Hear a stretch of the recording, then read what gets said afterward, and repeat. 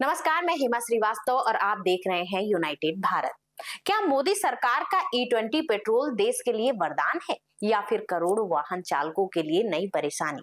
क्या आपकी गाड़ी में भराया जा रहा पेट्रोल वाकई सुरक्षित है या फिर माइलेज और इंजन को लेकर जो डर फैल रहा है उसमें कुछ सच्चाई भी छिपी है?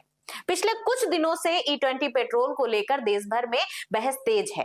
सोशल मीडिया पर तरह बेतरह के दावे किए जा रहे हैं। कोई कह रहा है कि गाड़ी की माइलेज कम हो गई तो कोई इंजन खराब होने का दावा कर रहा है। मामला इतना बढ़ा कि संसद तक पहुंच गया और सरकार को खुद सामने आकर जवाब देना पड़ा। लेकिन कहानी सिर्फ E20 पेट्रोल तक सीमित नहीं है। इसके पीछे एक और सवाल खड़ा है। सवाल उस चावल का जो भारतीय खाद्य निगम यानी FCI के गोदामों में निकलकर एथेनॉल बनाने वाली कंपनियों तक पहुंचा।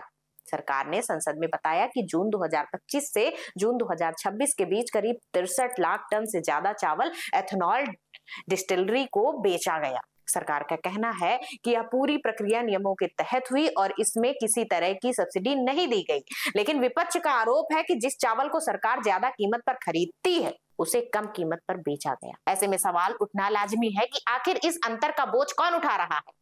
इसी बीच केंद्रीय मंत्री नितिन गडकरी ने भी संसद में E20 पेट्रोल को लेकर बड़ा बयान दिया। उन्होंने साफ कहा कि BS4 और BS6 वाहनों E20 का कोई बड़ा नकारात्मक असर देखने को नहीं मिला है। हालांकि 2005 से 2016 के बीच बने कुछ पुराने BS3 वाहनों में रबर पार्ट्स और गैस्केट बदलने की जरूरत पड़ सकती है। लेकिन उन्होंने यह भी कहा कि बड़े पैमाने पर इंजन खराब होने जैसी कोई रिपोर्ट सरकार के पास नहीं है।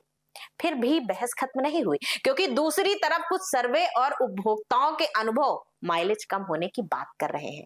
सरकार का कहना है कि माइलेज सिर्फ ईंधन पर निर्भर नहीं करता, बल्कि ड्राइविंग स्टाइल, ट्रैफिक और गाड़ी के रखरखाव जैसे कई कारकों को जिम्मेदार बताया जा रहा है। दिलचस्प बात यह भी है कि इसी विवाद के बीच 100 ऑक्टेन प्रीमियम पेट्रोल की बिक्री तेजी से बढ़ने लगी है।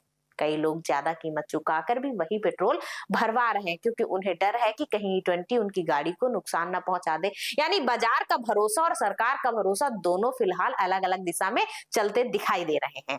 अब सबसे बड़ा सवाल यही है, क्या E20 को लेकर लोगों के मन में फैला डर सिर्फ अफवाह है या फिर सरकार को अभी भी कुछ सवालों के और स्पष्ट जवाब देने की जरूरत है? क्योंकि जब बात करोड़ों वाहनों के मालिकों की जेब, उनकी गाड़ी और देश की ईंधन नीति की हो तो बहस का होना भी जरूरी है और पारदर्शिता का होना उससे भी कहीं ज्यादा जरूरी। हमारे चैनल में नए हैं तो चैनल को सब्सक्राइब करें ताकि इस तरह की एनालिसिस आप तक सबसे पहले पहुंच सके। धन्यवाद।